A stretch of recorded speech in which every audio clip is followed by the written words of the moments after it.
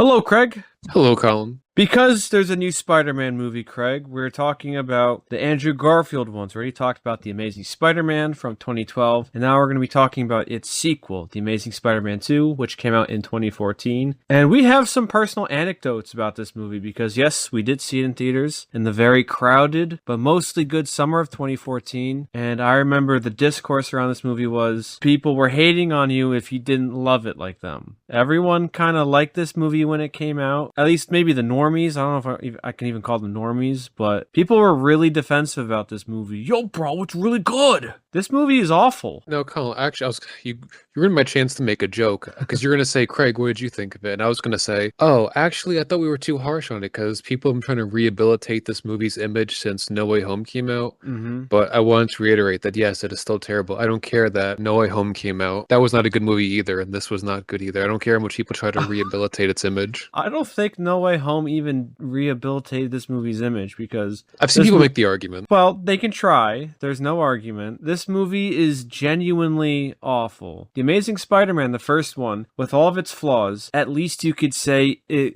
could end up in a good direction. Could is the key word because clearly it didn't. But this movie took all of the issues with Spider-Man 3 and dialed it up to 13. It was insane how awful this was because I resent that because Spider-Man 3 for its issues, it's not the same issues this one suffers from. No. Spider-Man 3 is actually decent. It's better than any of the Amazing Spider-Man movies, and I will die on the that reason hill. why I made that comparison, Craig, is because a common criticism that I even agree with, and it's not Sam Raimi's fault, is that there's too many villains in that movie. And we have the genius Avi Arad to thank for that. So this movie took that issue and then just dialed it up to 13 because there's too many villains. There's too many plot lines that go absolutely nowhere in this movie. And it is so baffling watching. And I am ashamed to say that I have seen this multiple times throughout the years, only because it is so fascinating to see how terrible it is. I will start with probably my only positive is that the spider suit looks really good. I still prefer Toby's suit. Yes, but this one is at least good. It's a huge step in the right direction, especially after the last suit. Yeah, the Amazing Spider-Man suit was pretty bad, but this one was pretty good, and I do like, and the CGI team behind this, and I guess another one is that the CGI is pretty good in this movie. The CGI team, they actually made the suit kind of loose on purpose when they're doing it digitally to replicate a real suit, because as we see with the Tom Holland suits, now, I don't know how it looks in Brand New Day. I think they kind of fixed that issue, but in the 3 Tom Holland movies, it always looks so skin tight when it's a digital suit. So this one, it looks pretty good when he's moving around. It flaps in the wind when you see it in the beginning. It's a very technical, positive thing that I like, but it has nothing really to do with the movie. It's just how they accomplished the suit digitally. It looks really good. Now, one might say this has become the poster child of how to screw up a cinematic universe. Now, you could also say, why on earth would you try a Spider-Man cinematic universe not once, but twice, but this has become the poster child of how not to do it. And it's kind of embarrassing and fascinating at the same time that after this movie, in a lot of ways, failed, they immediately just said, all right, whatever, Marvel, you take Spider-Man. Well, they had plans for, again, that whole universe, but we'll get to that later. Yes. Now, Craig, I'm not going to ask for a plot breakdown because everybody knows essentially this movie's plot. What are some things you didn't like? And you can say the rest of the movie. Pretty much everything. Yeah, I don't like I don't like Andrew Garfield Spider-Man. He's like a cartoon in this one. He's making jokes as the Rhino in the beginning is pancaking cars and killing people. It's so funny. That's people will sit there and say, oh, that's a scene of him totally being Spider-Man. But I get the opposite impression. That's like a psychopath. He's joking as people are getting killed while he's slowly playing with his food, fighting the bad guy. If he took his job any seriously, he would have apprehended him immediately. He tells the jokes that throw them off and make them mad to attack him, not attack the civilians. That he's running over and destroying cop cars, he's blowing taxis up in the air. People will say, oh, he made a joke, therefore it's the real Spider-Man, and omitting the fact that he is just murdering people because he wants to make a few jokes. Yeah. He's a real scumbag. He's also a creep in this movie yet again. He stalks Gwen Stacy because the storyline is that ever since Gwen's dad died, Peter graduates high school, and he's clearly broken a dead man's promise to leave Gwen out of it. And only now he's starting to feel guilty of it because the plot demands it. So he breaks up with Gwen, and then he stalks her as Spider-Man, just doing her monotonous routine. He stalks her, he takes mental notes, he slips up and says, "Oh yeah, isn't that your favorite shop?" And she says, "Pete, that shop just opened a month ago." You told me. It just opened last month. You showed your hand, Pete, you creep. He would not be good at poker. And the most baffling thing about the movie is that these past two Amazing Spider-Man movies were hyping up, the mystery of Peter's dad's disappearance. Well, Peter finds out what happened, and what does he do with this knowledge, Craig? He does absolutely nothing. He kind of watches a video, and he just goes, "Oh, okay." And then he leaves. He does nothing. Well, I think we need to take a step back, and there's so much to talk about. The movie opens with his parents' death, and we didn't really like the direction it was going. Nobody really cares what happens to his parents. I mentioned in the last Amazing Spider-Man review how I think the origin of his parents came like 20, 30 years later after his debut. Nobody really cared, and this movie makes it a lot more important. And of course, they die in a plane crash where the assassin kills the pilot and then tries to they see the blood on his hands. He must have ripped his throat out. But if you're going to assassinate somebody, don't you think you'd want to have another guy to fly the plane? Or not the best assassin. Apparently everyone survived because his dad survived, the assassin survived. Wait, what? The assassin survived? I saw the deleted scene with the dad. No, the assassin survived too. That was what's that guy's name? The gentleman, the guy who's building the Sinister Six. He was the assassin. Oh, okay. That must have just went over my head. So everyone but the mom and the pilot survived, which is two people. I actually checked that on the wiki because I was just browsing and I saw, apparently that was the gentleman who tried to assassinate them on the plane and he somehow survived. Right. This movie also... the absurdity. Sorry, you go. Adding to the absurdity of this. But it's this weird action scene in the beginning that nobody really cares about. And like you said, it doesn't go anywhere in the story. There's so many plot points and threads that they have but don't go anywhere. They don't intersect. Or the opening could have been removed entirely and nothing would have changed. Yeah. And how he finds his dad's super secret lab, which of course is this high-tech lab in a subway. When do you have time to build this? Well, that's a nebula. That doesn't matter. No, but that's always something silly where there's always something super high-tech. What matters is that the movie does absolutely nothing with this. Because you could give it a pass if the movie actually does something with Peter actually learning what happens and nothing happens to it. You could have removed the entire subplot of this, of him learning about his dad. And you could also entirely remove the subplot with the planes about to hit each other. Wait, I wanted to go back. It's so bad. Cut me off. Didn't mean to. I wanted to mention that, besides the stupid subway car, the way he finds is he throws a calculator, which of course has the coins in it, that he somehow finds and gets that dad's stupid calculator. Yeah, but it's so stupid. He throws the calculator and that's how he figures it out. Yeah. And that's when it reveals that only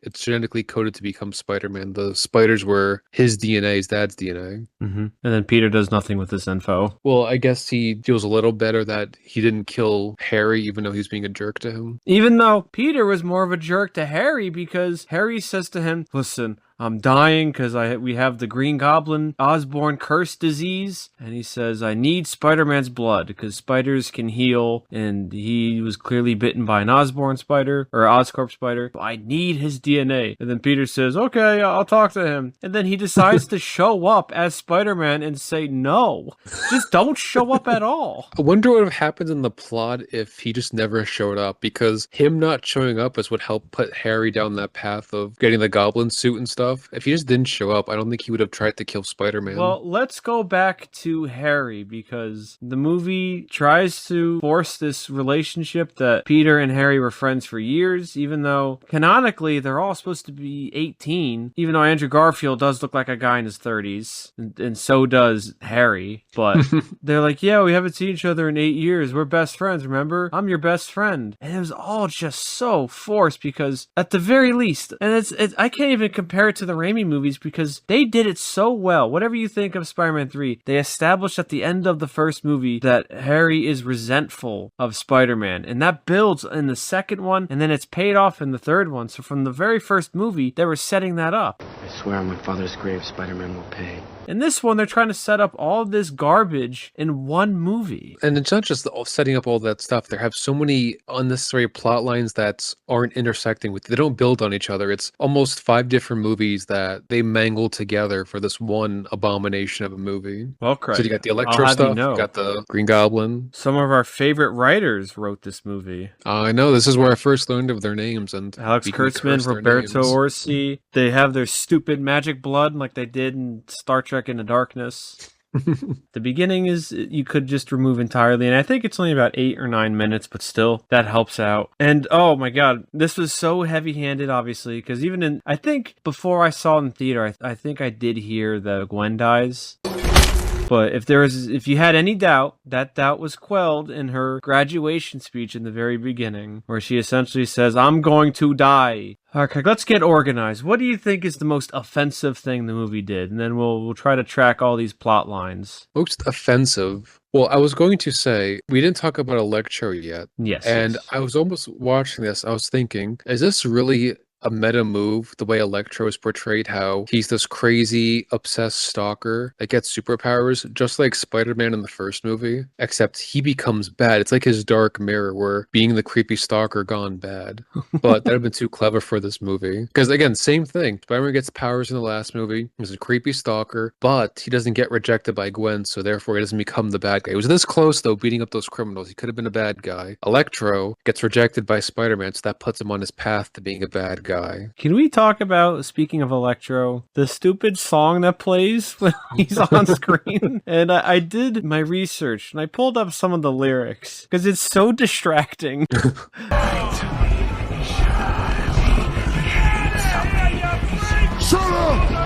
It's so on the nose because it's like they have to explain to you what he's thinking, even though you can sort of understand. And we'll talk about the Times Square sequence because that's where everything just completely falls apart. Okay, you ready? He shot at me. He hates on me. He's using me. Fragility, electricity, afraid of me. He's dead to me. Somebody actually wrote this. And this is playing when he is like thinking. This is in the actual movie. This isn't a parody. See, if I haven't read that already, I probably would have been cringing a lot more. But I remember you could hear that, and I remember looking up the lyrics when it came out years ago. So it's still incredibly cringy. I'm not cringing as much because I find it hilarious that they actually put that in the movie. It's actually kind of funny. But if they were playing that straight, that'd be incredibly embarrassing. Whoever wrote that should be embarrassed. Well, again, Electro's entire motivation for hating Spider-Man because he's established that he's a creep that doesn't have any friends and he's obsessed with Spider-Man. So Spider-Man saves him in the beginning and Spider-Man just out of nowhere, he says, "You're my eyes and ears out there. Keep doing what you're doing." I know he's being nice, but it just seems a little extra. I don't know. But he becomes obsessed with him, and then when he gets his electric powers at Times Square, Spider-Man doesn't shoot him, and then he says, "You lied to me," even though Peter is saying, "Let's go somewhere quiet to talk and figure this out." So then, on a whim, he betrays Spider-Man, and then he goes crazy. That's his entire motivation for becoming a villain. That's why I think it's a really meta move. I think they're making fun of Spider-Man Craig, in the first movie. You are giving those people too much credit. Well, and it's funny because he's almost portrayed as the main villain of the movie. The title is called Rise of Electro, and he's not really important to the story. Yeah, it is. You see that? Internationally, it was called Amazing Spider-Man 2, Rise of Electro. Internationally, okay. Still, that was a subtitle for it. Yeah. But it's very odd because he's not really the main villain of the story. Harry clearly is. So you almost get to wonder why even include him in the movie. The movie should have just cut him out. I think he's one of the easier cuts. His storyline has no part in the story. Yeah. Clearly it doesn't contribute to anything either, unless they're being meta and making fun of. They're not clever, these people. I know, but I was thinking watching that, I figured that's hilarious if some alternate universe where they did that to make fun of the first movie, that would have been hilarious. No, because you know what the disconnect is? They thought him being creepy was cool and sweet. That's the disconnect. Because like we said when we talked about the first one, it's incredibly creepy. And if he looked like a Danny DeVito, he would have been in the principal's office expelled. And everyone would have made fun of him for being such a creep. Everyone would have stood up and clapped. No one would be like, "Oh, that's so cute. He's stalking her. He's taking weird photos of her sitting alone and you put it on your desktop." No one's thinking that. That's so strange.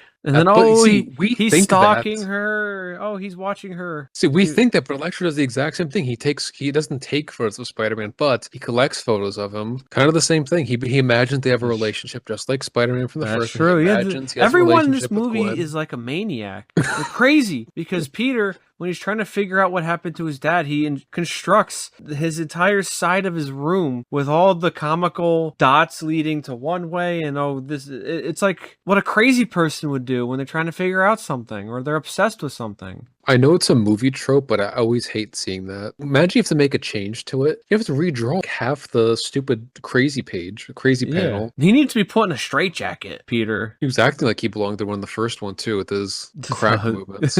Well, again, I think he was overacting at some parts because when another plotline is Gwen's going to London, so before she's about to have this important interview, he shows up and he's just like blabbering. Everything I thought about them, lies. Ha! Lies. Nothing makes any sense. Speaking like a lunatic, he's like, none of it makes sense. Just take a breath and calm down and get your thoughts. What's wrong with you? I always find that weird when people act like that in movies. And if it's for comedic effect, that's fine, but this just comes off as incredibly creepy when it's not supposed to be. It's supposed to be more charming. If someone did that to me, I'd be pressing that button under the desk trying to call security.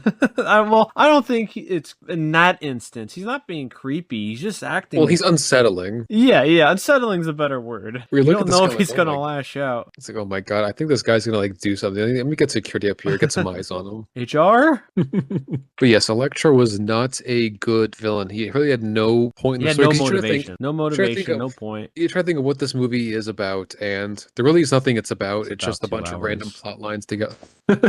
It's just a bunch of random plots thrown together for the sake of trying to build a cinematic universe. Because people would say the same thing about Iron Man 2, or that was cinematic universe bait, and there is truth to that, but it was also about Tony overcoming his, I guess, dying. He was in the process of dying, and he was acting out and acting weird. Not the best movie, but there's at least something there. This just has nothing. It's a bunch of scattered plots thrown together. Thrown together very poorly, just to clarify. Well, when you say that, you assume it's done poorly. Imagine someone did a disconnected schizophrenic script was thrown together, but actually came out well. Because I would love to hear, and I mean this genuinely, because even when we talk about, let's say, The Odyssey, for example, I can understand the appeal. You know what I mean? Even some of the other movies we talked about that we didn't particularly like, I can see why people like it. Even I hate Godzilla x Kong, I can understand why. This, I have no clue. I think this is just awful all across the board, and I was baffled when I saw this in the theaters. I know you were too, because we didn't know what to expect. Honestly, I wasn't expecting this. We didn't like The Amazing Spider-Man too much, but I didn't really think it could be this level of terrible. I mean, I think this might be one of the worst superhero movies ever. It's that bad. Like DC Marvel, because someone would say, are you going to compare it to that Shaq movie where he's like a robot man or he has like a metal suit? No, I'm not that's a DC movie. Oh, that is DC. Well, I don't count that. I've never seen that. I don't count that. What's it called? Like Real Steel? I forget his name, but Shaq you're assuming like a bigger character, higher production quality. Yeah. Because sure, maybe it's better than that Doctor Strange movie in the 70s, but obviously budgets and writing, there's a huge difference amount of money poured into those movies. I've never seen Catwoman either, so I can't compare it to Catwoman. But everyone knows that's bad. People actually defend this. I know. And that's what's so strange is that it commits so many sins that you need to make a good movie. It does so many bad things that you could put this movie in film school and just say, this is what not to do. And people would genuinely learn a lot of lessons and just writing a better screenplay. Because this is it is horrendous. The script is bad. Performances are kind of bad. Even though Paul Giamatti is hamming it up as the Rhino in the beginning. That's funny. I'm the Rhino! I am the Rhino! I told you I would be back! He's just running over cars. Well, we still do that today. I am the Rhino. His Rhino is still better than the one in Craven. Well, again, that's another example of we all know it's bad. There's no point in even discussing. Everyone knows, but this one has its defenders for some reason. Yeah, it has a okay audience score. It has a 6.6 out of 10 on IMDb, a 3.2 out of 5 on Letterboxd, and a 3.2 out of 5 on Letterboxd is kind of good. No, I know what people might say. The saving grace of the movie is the Spider-Man Gwen Stacy relationship relationship. And Yeah. even then, I don't feel as strong about that either. I didn't really care for their relationship in the first movie. I don't think it's really much better here. I still think it's gross that he broke George Stacy's promise. His dying wish is to please leave my daughter alone because you're probably going to get her killed. And he does get her killed. Yeah. And Yeah, I I guess he agree. still creeps on her, and it's hard to be as invested in the relationship because he's so quick to flip flop with their relationship. They are dating, they break up, and they're dating, and they're sort of together, trying to be friends, and they get back together. It's a lot over the course of one movie, And and it then, Craig, doesn't you're forgetting. feel. Sorry, I didn't mean to interrupt, but you're forgetting that at the end, he just says, "Yeah, I'll leave New York. I don't care. They got tall buildings in London. Yeah, I'll come with you." It's so selfish, leaving your elderly aunt behind without a second thought. How's she supposed to support herself? She's all alone, and all she has is you to take care of her. And they make it a point where she's trying to become a nurse so she could put Peter through college. A subplot that goes absolutely nowhere. And then we can see her working when the power goes off in a hospital when two planes are going to hit each other in the air. I guess we could cover more of that later, but that is just another. I don't understand what they were thinking when a writing perspective. Like you mentioned, it is a clear example of what not to do. I can understand what they were trying to do, but it's done so poorly. You almost wonder if these are Yeah. professionals getting paid Bookmark lots that, of Craig, money. because I do want to talk about that because it's baffling what they were even thinking. Bookmark that. I know this is going into deleted scene stuff, but Yes, there's a lot. well, I want to briefly mention the love story. They had a whole subplot written for Mary Jane. Spider-Man, or Peter Parker and Mary Jane was supposed to be in the movie. Mhm. I don't understand that at all. The whole appeal of the first one that people liked that say it was the relationship between Gwen and Spider-Man. So why have MJ in this one? At least from a major role. It's not like she had a cameo or something. They filmed a lot of scenes with her. Well, I guess they just wanted to introduce her for the potential third movie so that she could be the love interest. There's so much going on. You think you would have just kicked the can down there. I mean, I guess they realized they couldn't do it in this movie. Well, Wisely enough, they made that decision. Yeah, it's too overstuffed. That would have been a better subplot than the Electro stuff. Potentially, Yeah. I guess. We don't know. Maybe it was worse. Imagine. Yeah, it did poorly with the test screeners. Because I'm just trying to think. When people say they like this movie, do they even say, let's say, example, the comedy? Because I thought the comedy was pretty bad. There's that horrible, that. is it improv where Peter's hiding in his bed with dirt all over his face and Aunt May comes in, he says, "I was washing the flag." You don't wash the flag. What? Like, come on. Yeah. Because I was washing the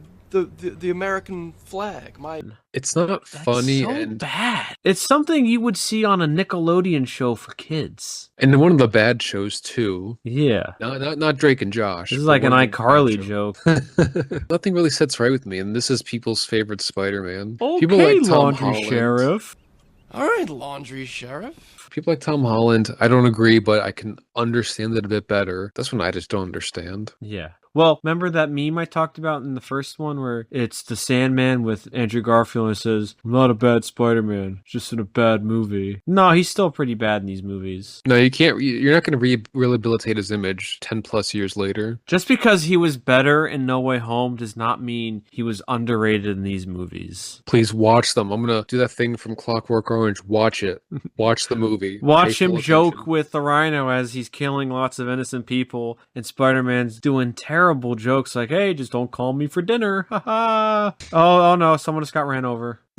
This movie is already 142 minutes long. You have the True. stupid parents, you have Electro, you have Harry, you have Gwen going to England, you have Peter trying to find out what happened to his dad, you have the people trying to usurp Harry. There's just so much going on. You have the planes about to hit each other. I guess you want to talk about the end of the movie where after they defeat Electro by shooting with electricity. Yeah. So what is it? This the plane sequence, and then we'll talk about I guess the it's end. everything. Well, first off, Gwen joining the fight. I hate when characters feel like they have to do something and get involved in the action, mainly because they can't physically fight or they end up getting seriously hurt by putting themselves in harm's way unnecessarily, which is of course what happens here. She gets kidnapped. Although we talk about positives, I did like when Harry easily deduced who Spider-Man was because he was with Gwen, a character who's not acting like a complete idiot Yes. for that 1 second. Yeah, then he of course kidnaps Gwen and she gets murdered because Well, she gets let's go dropped. back to the planes because screenwriting 101. If it has no no impact on the plot, you remove it. Nobody fighting knows these two planes are going to collide. Why should the audience care other than the idea of, oh no, these people we have no idea who they are might hit each other? Spider-Man has no idea this is happening. He's fighting Electro. So therefore, you could just remove that entirely. No character in the story has no idea that's going on. Yeah, there's no tension at all. Because Spider-Man isn't trying to move any faster because he knows that they're about to hit each other. He doesn't know what's going on, at least over there. He doesn't know that Aunt May's trying to turn on a switch or whatever. He has no idea. And they kept intercutting that with Aunt May in the hospital because they lost power. But again, the characters have no idea what's going on except for Aunt May. And even then, remove all of that. I'm assuming it's the unnecessary where these characters have to be included in the final battle. Aunt May, she can't contribute to the final battle. It's supposed to be between Spider-Man and the villain. Gwen Stacy shouldn't be there. Aunt May shouldn't be there. It's supposed to be those two battling it out. Think about if they had Spider-Man's fight with the Green Goblin and they tried to have Mary Jane do something. It wouldn't have ended well. Yeah. She would have gotten herself killed, or she was great as the motivation for Spider-Man to save her, but then they get to the real fight and those two beat each other and you don't need any other characters there at that moment. 100% agree. It was really eye-rolling when he shoots his little web when Gwen Stacy's falling and it turns into a little hand. He's trying to save her. This movie is so blunt. Nothing is subtle at all. And then of course Gwen Stacy bashes her head, but since it's PG-13, we see blood and we hear the snap. Now, I'm not one of those people that want to see excessive gore, but it would be kind of funny in this instance where her whole head is like smashed in. I don't know why they couldn't do the original ending where her neck snaps from the whiplash, which is less gory, less violent. Probably more realistic, too. If they're just the neck snap. Yeah. You kind of avoid all that. Because even if he grabbed her, not that I care much about her dying, but even if he got there in time without her head hitting the concrete, her neck probably still would have snapped anyway. Yeah. So, I don't know. It seems like a weird choice to have her head smack the concrete. And can you even really feel bad for Peter? Because he directly caused all of this. He disobeyed a dying man's wish, who had the foresight to see that him being a superhero will get his daughter in danger. Peter really did a number on that Stacy family, I tell you. The sons are next. But this also goes to my point of not feeling bad. Gwen put herself in harm's way several times when she was told not to. At some point, nature has to take its course and she's going to get taken out by one of these guys one day. Because again, you compare Mary Jane from the first one. She was just an innocent victim by being associated with Spider-Man and gets put in harm's way. And she was put in harm's way to lure out Spider-Man. Yes, but say if she got hurt, it wasn't, they were trying to hurt Spider-Man and she wasn't actively putting her. She's a victim. When you're actively participating, you're not a victim anymore, or not as much of a victim, I should say. You're actively engaging in the stuff, putting yourself, trying to save the day, and then you get taken out. Yeah, that's why people with power should be doing this, because they are more likely to survive and have a better chance of getting the job done. Are you going to talk about the real ending, the deleted scene with Peter's dad? I don't understand why they film these things. I can't even comprehend what they thought that would contribute much to the story. Peter's dad died, and we assume he died because he saw a plane crash, and now you're telling us he survived. And not only survived, has been hiding, being a hobo for what,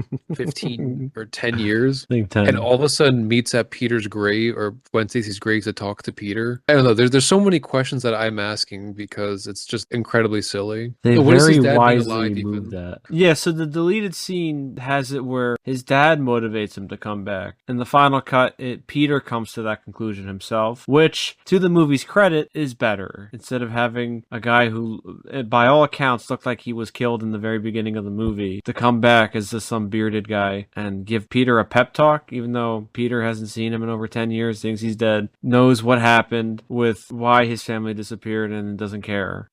Very wisely removed that. Hey, Dad, how's Mom? Yeah, why isn't she here? What, everyone survived the plane crash except for her? You know what I've been doing, Craig, when we're talking about The Amazing Spider-Man 2? I find myself rewatching the Raimi movies, specifically Spider-Man 1 and 2, and just how those movies are just exponentially better than these movies. And just about everything, even besides the more dated VFX, but that's a nebulous complaint because they can't help those. Those movies are just old or older. So those movies did literally everything better than these movies. And I still mention Spider-Man 3 because I have been rewatching some Spider-Man scenes as well. I even go back to the third one where Peter talks to Aunt May saying, I hurt MJ. And he's just feeling guilty about what he... But the point is that it feels much more powerful. He's talking to MA. MA doesn't need to be a superhero. She doesn't need to be saving people in a hospital. She's saving Spider-Man by giving him this advice. Who cares if she's a nurse? She's doing her job as being the moral center for Peter like she should be, as opposed to being a nurse or whatever. Right, Or running and- some stupid charity. Yeah, the thing with her is that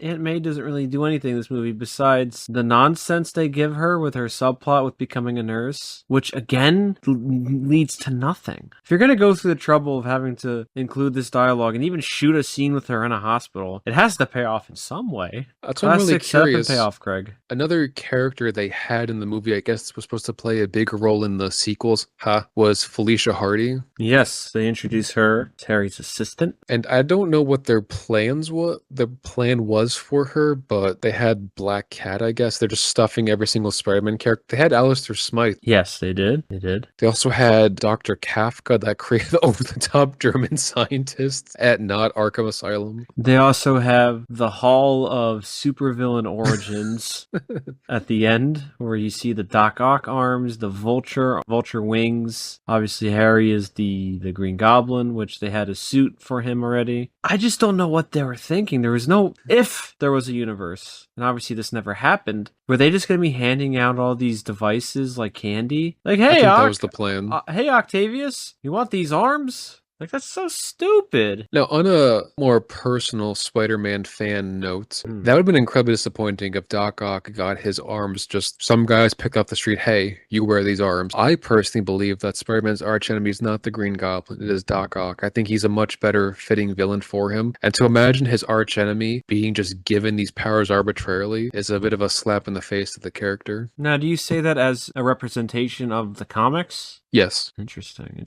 People forget that Green Goblin died pretty early on in the run and was dead for a very long time. Doc Ock never died and he was torturing Spider-Man for decades. It's just the fact that he killed Gwen Stacy. That's really all people talk about when it comes to the Green Goblin. Right. This is a controversial opinion. I like the Raimi suit for Green Goblin. A little cheesy looking, but I love it. I mean, it's definitely the best that they've shown on screen. Yeah, I mean... And this is just a ripoff of that one. Yeah, it's similar idea, just giving him some super suit to heal him, because apparently that disease, He's dying. He was perfectly fine until he's told about it and starts dying immediately. Well, they said specifically in the movie that Osborn was taking medicine to last as long as he did. So in Harry's mind, I think they said Norman died at age 60, 1954 to 2014. So obviously that's not as long as someone would like to live, but hey, that's pretty good. And you have more technology on your side. I don't know why he's panicking. I mean, yeah, knowing that you're going to die sooner will mess with you. Obviously that is a horrible situation to be in, but he still has time to work with. He's 18 years old and he's drinking a bottle of scotch like he's 28. Is he legally allowed to drink? No, he's not. They took it so literal. Green Goblin, oh, he's got to turn into a goblin for this disease as he dies. Yeah, his face Just a Green turns Goblin name into... only.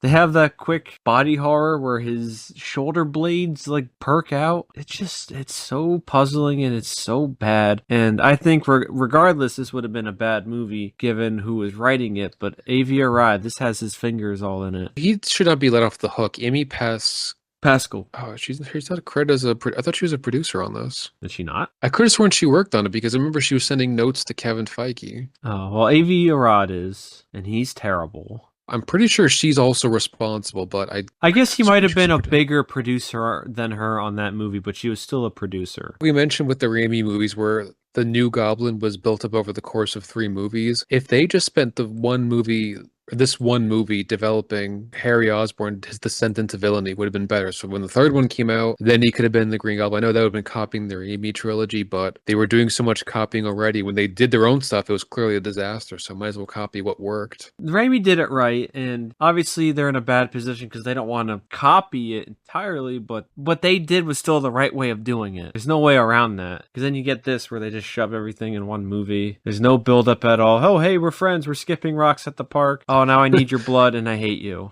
So I was partially right about that Amy Pascal thing. I did some quick Googling. Probably So just there was wasn't the main producer on it. So there was a leak years back. Sony got hacked. Kevin Feige sent us notes about the movie. And it's funny, he seemed to see all the disasters before we did. Some of the ones are saying there's too many plot lines, pick one, basically cut the father out of the movie. There's no real reason to have this. He said you could start the movie with Harry seeing his dad dying, which could have been a better opening for the movie. He said you should set up the power plant stuff earlier in the movie to kind of set up the stakes. He said Electro really isn't as important. It feels like the main villain of the story is Harry. Well, He what a says wise man. Andrew's performance all over the place, a lot of crying and then mania. Hard to track him emotionally. Undermines his Mania? reaction to Gwen's death. Oh, that's so funny. Mania. Because he doesn't like Peter's parents being spies. It feels like it takes away the idea that he's just an ordinary person given powers. Yeah. That's important part of Spider-Man. The Rhino was too over the top. Yeah. There's a lot more here, but just getting to the point that it's not just us seeing it's bad, or a lot of other critics, even people who worked in the movie said, yeah, this is not good. We've got a lot of issues that we can't really fix. Oh yeah, Spider-Man needs to feel more directly responsible for preventing the planes to crash. Oh, wow. There you go. Now, another disappointing thing about this movie is nothing with the movie itself. Mm-hmm. I told you I liked the first Amazing Spider-Man movie tie-in game. Yeah, this one was awful, right? Yeah, I didn't like it. So not only did it ruin the movie, it also ruined the video game adaptation. So I was not too happy with that.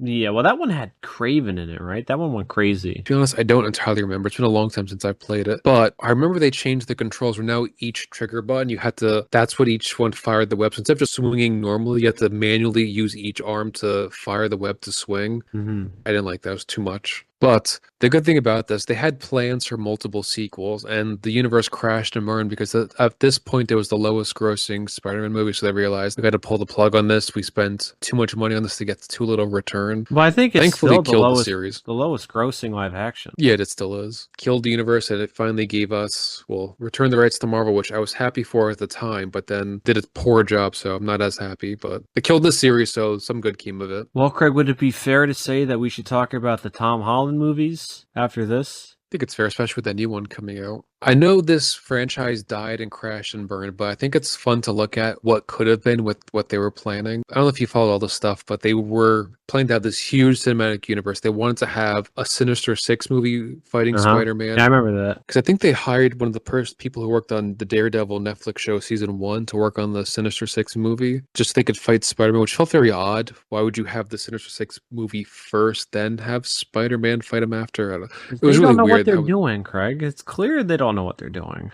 They wanted to have a Black Cat movie. They wanted to bring Gwen Stacy back as Carnage. Oh, boy. And I'm assuming they would have brought back Mary Jane, I guess. I don't know. Because they know they wanted to have an Amazing Spider-Man 3 and 4, plus all those millions of spin-offs. Yeah, they wanted like a Silver Sable or Silver Cable. What was her name? Silver Sable. I think Yeah. it was Silver and Black. I think that turned into a Black Cat / Silver Sable movie, which never happened. Because I think they were going to put that into the Sony Spider-Man Cinematic Universe, but that also crashed and burned. They had 2 Spider-Man Cinematic Universes crash and burn. Craig, Sony's not good at what they do. Take the hint, my God. I know people want there to be Amazing Spider-Man 3 after No Way Home, but I never think gonna the happen. world's a better place with that movie never coming out. That will never happen. Probably not. If they won't make a Spider-Man 4 with Sam Raimi, they're definitely not going to make Amazing Spider-Man 3. And they never should. And never will. Well, Craig, that was exhausting talking about this awful movie. You have a final sentence to say about it? Say your piece? So my piece, Chrissy. You said your piece? So my piece, Chrissy. Yeah, this is terrible. I don't understand the like for it because even in terms of just filmmaking, it's sloppy. Script is awful. As Kevin Feige said, the performances of Andrew are all over the place. From crying to mania. That's the funniest thing I heard in a while. So Feige said it himself too, a producer. Well, he wasn't But a producer. They were giving him his... No, I I'm think just saying he is a producer, Yes. not on the movie. Well, Craig, with all that being said, I think maybe we should delve into the Tom Holland movies. At least the first year. We're not going to include the Captain America Civil War or any of the Avengers movies. Just be his solo movies. With all that being said, though, this has been the Unbiased Opinion, where everyone's opinion is biased except ours. I'm Colin. I'm Electro. He lied to me. He shot at me. And we'll see you next time. It's a me.